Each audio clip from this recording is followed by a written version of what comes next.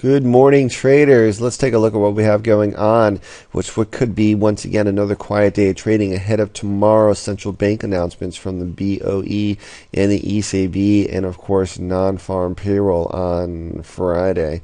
What we do have here is that this EURUSD trade will not close out or end. You can see we entered the trade at 1800 GMT on Friday, and the pair is still just very narrowly trading in a range, but it looks like I was pretty sure we was going to be able to close it out here at 5. Well, not that I wanted to close it out, but it looked like it was going to close out here at 5, but it had quite a reversal here at 6, so we're still in the cross, and the targets still remain the same. I think what we enter at 130.86, so we're up by 6 pips right now, and I'm still looking for a move all the way up towards the 131.36 level, basically right here at this trendline support.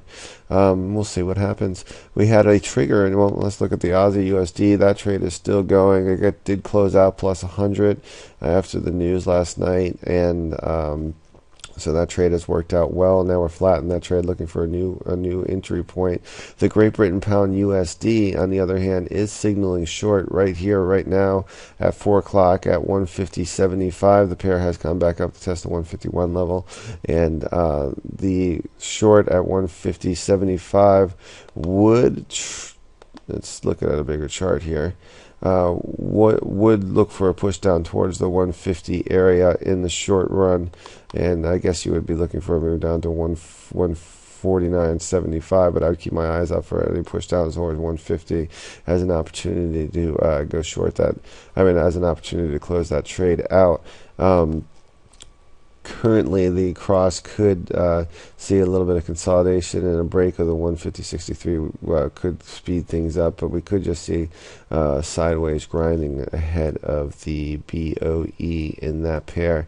Euro JPY is amazing how a pair that was so active has become so inactive, and it is basically just trading sideways now, and it's in a very narrow range. And it's been in a 50 pip range, or if you want to get more exotic, it's been in a 100 pip range over the last 24, basically since last Thursday. The cross has done very, very little to nothing, and it has just been consolidating.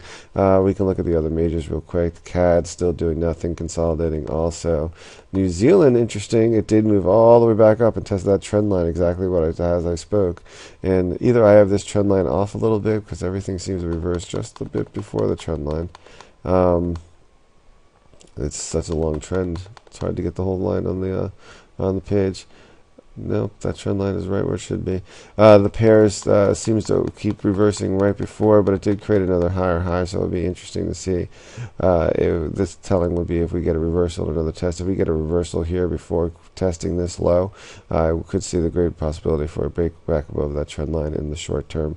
And the yen just consolidating very narrow pace between the 93.40. Well, let's see, it's consolidating between the 93 and 93.70 level, 30 pip range. So keep an eye on this Great Britain for the short entry if you have not done yet. Euro, we're still this trade is still in the open, and the Aussie is closed out plus 100. All right, everybody, good luck trading. Let's make some pips.